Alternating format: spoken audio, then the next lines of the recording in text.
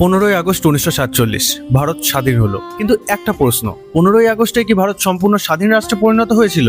যদি তাই হয়, তাহলে স্বাধীনতার পরও ভারতের রাষ্ট্রপ্রধান হিসাবে একজন গভর্নর জেনারেল কেন ছিলেন, আর কেন সেই পদ চলে গেল 26শে জানুয়ারি 1950-এ? জানতে হলে গল্পটা শেষ পর্যন্ত শুনতে হবে। 15ই আগস্ট 1947 200 বছরের ব্রিটিশ শাসনের অবসান হলো। ইন্ডিয়ান ইন্ডিপেন্ডেন্স অ্যাক্টের মাধ্যমে তৈরি হলো ডমিনিয়ন অফ ইন্ডিয়া। ভারতের প্রশাসনিক ক্ষমতা চলে এলো ভারতীয়দের হাতে, কিন্তু রাষ্ট্রপ্রধান হিসাবে রয়ে গেল গভর্নর জেনারেলের পদ। আর ডমিনিয়ন অফ ইন্ডিয়ার প্রথম গভর্নর জেনারেল হলেন লর্ড লুইস মাউন্টব্যাটেন। অর্থাৎ ভারত স্বাধীন হলেও তখনও ব্রিটিশ ক্রাউনের সঙ্গে একটি সাংবিধানিক সম্পর্ক রয়ে গিয়েছিল। এরপর 1948 সালে মাউন্টব্যাটেনের জায়গায় এলেন চক্রবর্তী রাজা গোপালচারী অর্থাৎ রাজাজি। তিনি ছিলেন ভারতের প্রথম এবং একমাত্র ভারতীয় গভর্নর জেনারেল। কিন্তু ভারত কবে সত্যিকারের রিপাবলিক অর্থাৎ গণরাজ্য হলো? উত্তর 26শে জানুয়ারি 1950। এর আগে ভারত নিজের সংবিধান তৈরি করেছিল। এর প্রথম পূর্ণাঙ্গ খসড়া তৈরির গুরুত্বপূর্ণ ভূমিকায় ছিল কনস্টিটিউশনাল অ্যাডভাইজার BN রাও। পরে সেই খসড়া আরও পর্যালোচনা ও সংশোধনের মধ্য দিয়ে চূড়ান্ত রূপ পায়।